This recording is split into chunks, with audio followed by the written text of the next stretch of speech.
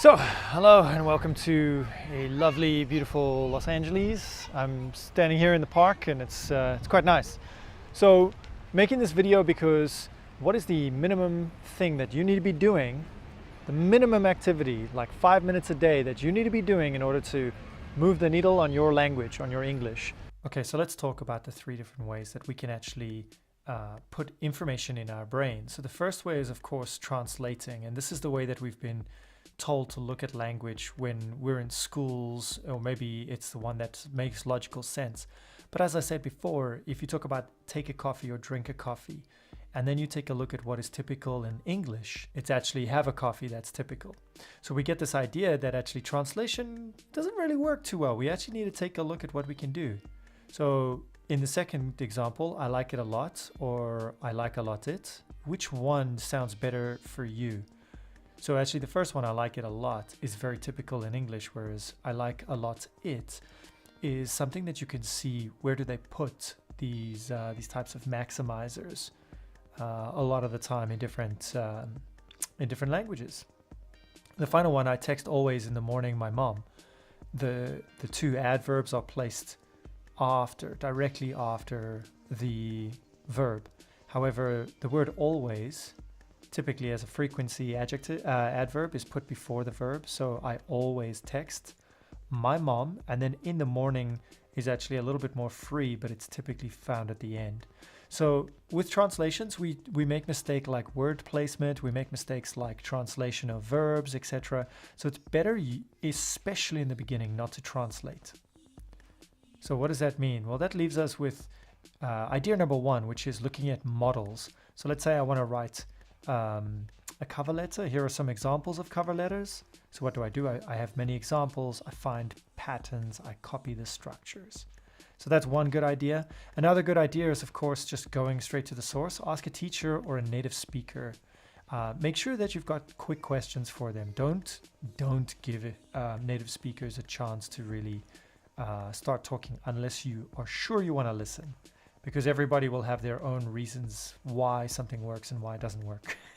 I'm sure you know what I'm talking about, and I've experienced this in other languages as well, and it's not the right answer, it's their answer.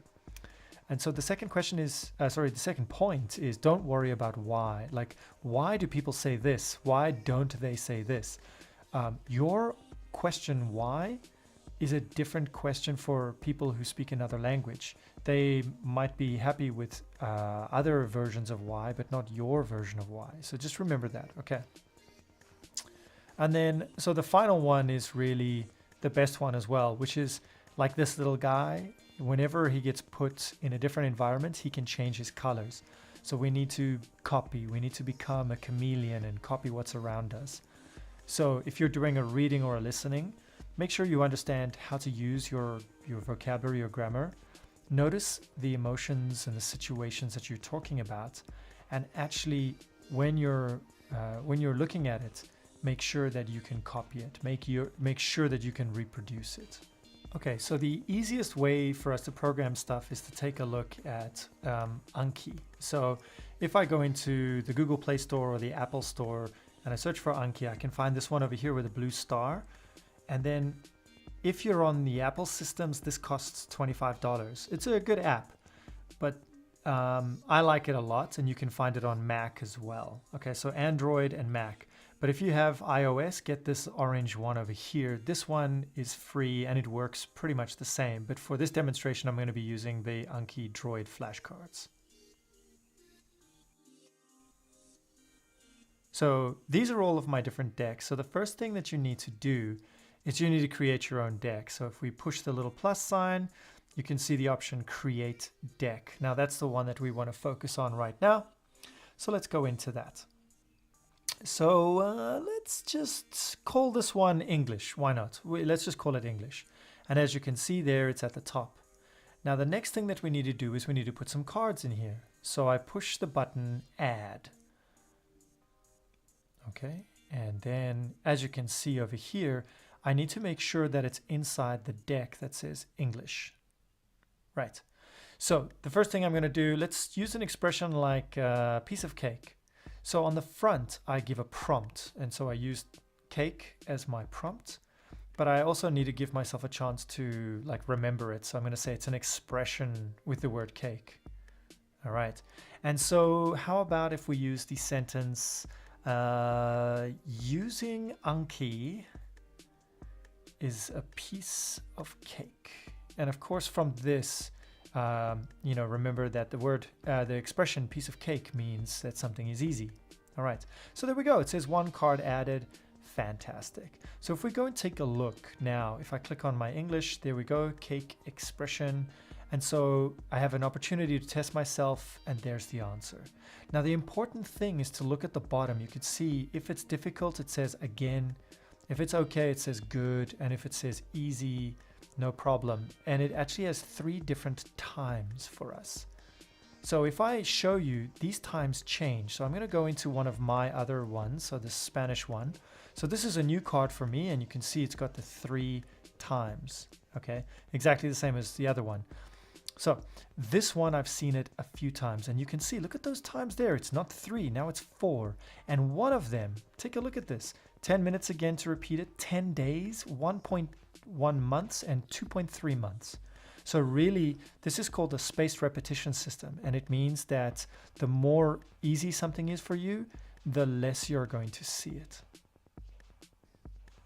So another way that we can use Anki is to actually put in our listenings and readings. So on the front, I'm putting listening listening 0 to 1 minute. So I just want a 1 minute reminder of what this listening was, okay? And so you're like, well, what are you going to put on the back? What is actually going to be the reveal? So you could literally use anything. So over here, I've opened up YouTube.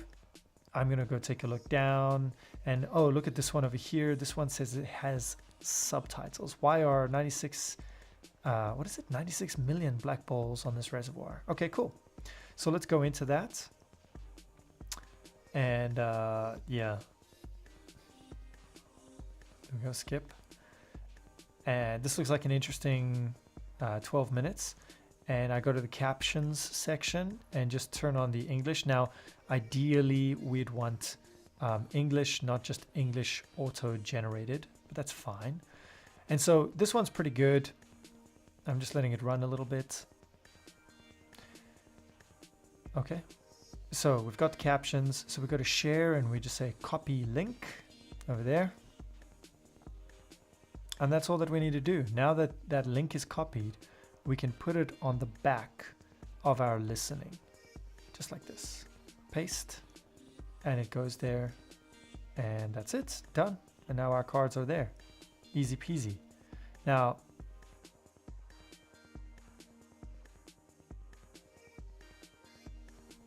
so here we go, listening. There we go, we've got our YouTube link, and all we need to do is select it, and it gives us the option of going into YouTube, which is great. And depending on how comfortable you are with it, you can say, oh no, that was very difficult, I want to listen to it again. Oh, that was good, I'll listen to it again in 10 minutes, and then again in 4 days. Now remember that the more cards you have, the better this gets, okay? So that is how to use Anki for listenings. Now, one more idea is to use Anki for reading. So there's a couple of ideas here. You can, of course, just link to any article that you've got. You can, of course, copy and paste all of the words, but I'm going to show you one other thing. So I'm going to open up this app. It's a reading app. It's very easy. And from here, I'm going to take a screenshot of this.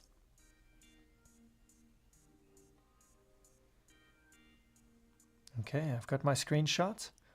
I go back to Anki Droid, and you see the little paper clip on the side. It says add image, and I'm going to my gallery. There we go, gallery. It's not available yet. So I go to screenshots, and there it is at the top. And I put it in, and I click add. Fantastic, one card added. I go to the English deck. Listen, there's my listening, great. Reading, comfort. How comfortable am I with this reading? And so again, you can say very comfortable, easy, 4 days time, I'll see this again or not. So these are just a few ideas on what you can do with your English studies.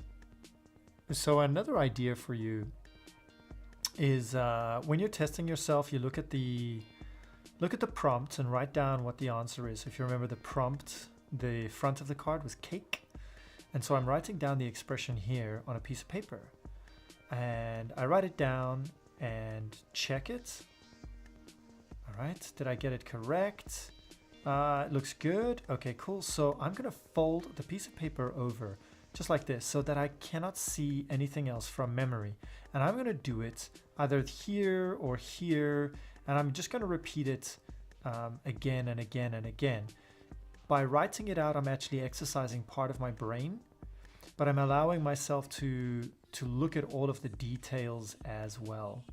And so by doing this, I can actually see, what am I doing? What's the spelling? Did I construct it correctly? And I have something that I can check it against as well. I don't need just the Anki app, but I can see how many times do I make everything correct. So the other thing that you can do is just repeat it from your memory. So you get prompted it. So here, using Anki is a piece of cake for me. Using Anki is a piece of cake for me. So that's 2 times. Now watch, I do it 3 times. I do it 4 times. I do it 5 times. And you can see that by the time I get to the end, it's a little bit easier. And so I'm able to actually use it in different ways. So remember, you can use it like that, but then just don't forget to use your Anki app so that you can check yourself.